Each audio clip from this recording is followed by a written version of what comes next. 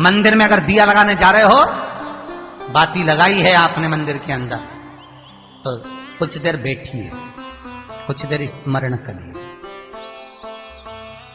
हमारे यहां तो यहां तक कहा गया है कि किसी मुर्दे को अगर जलाया भी जाता है तो कपाल क्रिया तक रुकना पड़ता है कि थोड़ा रुकिए, कोई पीछे से आकर कुछ कर ना जाए। दीप जलाएं, थोड़ी देर रुकिए। और दीप का भी नियम है हमारा, दीप का भी नियम। दिए में जो फूल बत्ती लगती है, गोल बत्ती लगती है, गोल वाली, ये बत्ती हमेशा कोई विष्णु भगवान की पूजन कर रहे हो, शिव जी की पूजन कर रहे हो, कोई अन्य देवता का अगर आप स्मरण कर रहे हो तो गोल बत्ती लगाई जाती है। भगवान के मंदिर में पूजन कर रहे हो तो गोल बत्ती लगाएं। लंबी बत्ती, लंबी वाली जो बत्ती होती है, लक्ष्मी की पूजन में, देवी पूजन में, जितनी भी माताओं की आप पूजन करोगे, जितनी भी देवियों का आप स्मरण करोगे, उसमें लंबी बत्ती का प्रमाण। पितरों की पूजन में लंबी बत्ती का प्रमाण है। पितरों को कभी गोल बत्ती नहीं लगती। आप मटके के पास में, परिंदे के पास में, जल के पात्र के पास में कोई भी अगर दिया लगाएंगे तो वहां गोल बत्ती रखकर लगाएंगे तो घर में लक्ष्मी नहीं टिकेगी। कई लोग कहते हैं कि परिंदे के पास, मटके के पास में, पानी के स्रोत के पास में जहां जल भरते हैं, हंडा रखते हैं, टंकी रखते हैं, वहां पर मटके के पास बत्ती लगाओ, दिया लगाओ, पितर शांत रहेंगे। तो पितरों को शांत करो, मना नहीं है, पर दिया लगाने का नियम है कि पितरों को अगर आप दिया लगा रही हो मटके के पास, परिंदे के पास, या अमावस्या के दिन पितरों के लिए अगर दीप लगा रही हो तो गोल बत्ती अगर लगाओगी तो कार्य कभी सफल नहीं होगा। धन आएगा जाएगा, टिकेगा नहीं। इसलिए पितरों के लिए अगर दिया लगाना है, पूर्वजों के लिए दिया लगाना है, पितरों के लिए अगर दीप लगाना है तो लंबी बत्ती लगाइए, लंबी बत्ती। महाराज लंबी बत्ती का प्रमाण हमारे यहां शास्त्र का, गोल बत्ती का प्रमाण। और सुंदर चरित्र कहा, यदि आपके जीवन में बहुत ज्यादा लक्ष्मी से तकलीफ है, कष्ट बहुत ज्यादा है, या इसलिए शायद कहा जाता है कि भगवान को सर्वश्रेष्ठ कौन सा चंदन अच्छा लगता है। आपको पहले भी कथा में कहा, आगरा की कथा अगर किसने सुनी होगी तो उसमें वर्णन किया। भगवान को सर्वश्रेष्ठ चंदन कौन सा, भगवान को सर्वश्रेष्ठ चंदन कौन सा प्रिय है, वो कौन सा चंदन है जो भगवान विष्णु को लगाएं, राम को लगाएं, कृष्ण को लगाएं, वो कौन सा चंदन है जो श्री हरि को लगाया जाए। तो जीते जी भगवान विष्णु एक बार गले लगाते हैं, उसको कहते हैं हरि चंदन। कौन सा चंदन है? हरि चंदन। हरि चंदन बाजार में नहीं मिलेगा, हरि चंदन आपको बनाना पड़ेगा। कैसे बनाना है?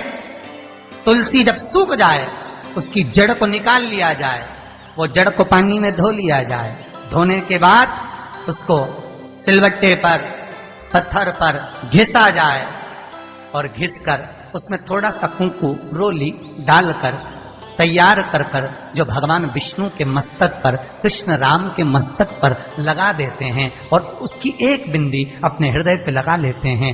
जीते जी भगवान एक बार उसको गले लगाते ही हैं। हरि चंदन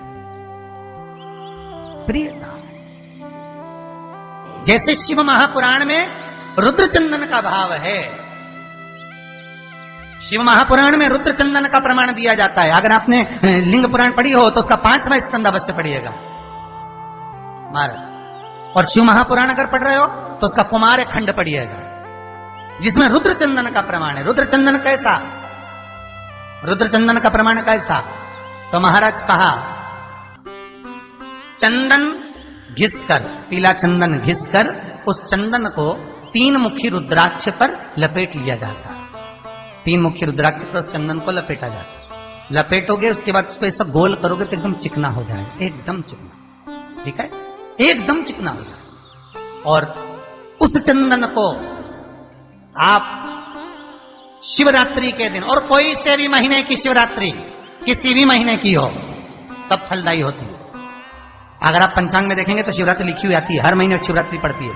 किसी भी महीने की शिवरात्रि पर रुद्र चंदन, अर्थात जो चंदन का आपने 3 मुखी रुद्राक्ष में लेपन करा है, उसका गोला बनाया है, वो चंदन अच्छा मोटा मोटा कर लेना, अच्छा बढ़िया, ऐसा नहीं थोड़ा बहुत ही लगाओ, पूरा रुद्राक्ष दिखना नहीं चाहिए, पूरा लपेट कर उसको शंकर के शिवलिंग पर ले जाकर रख दीजिए और फिर धीरे धीरे शंकर भगवान का जलाभिषेक करना प्रारंभ कर दीजिए।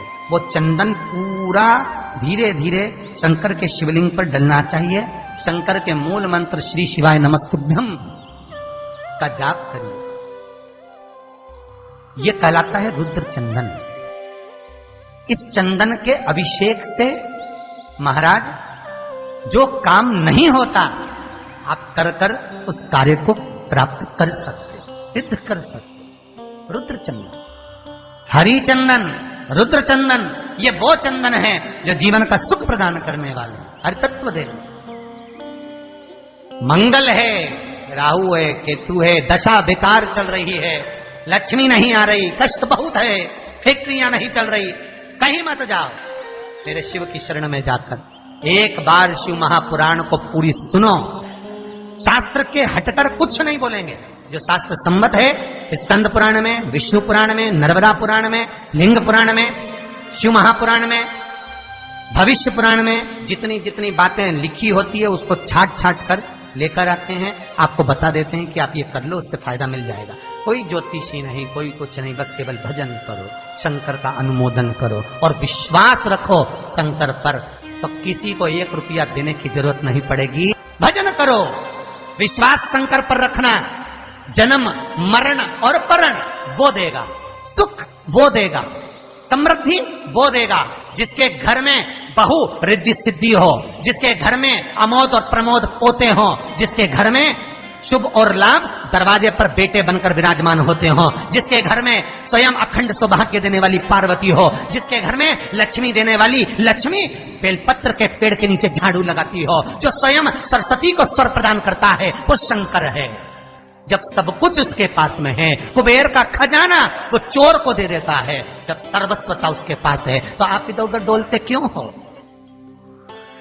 क्यों डोलो?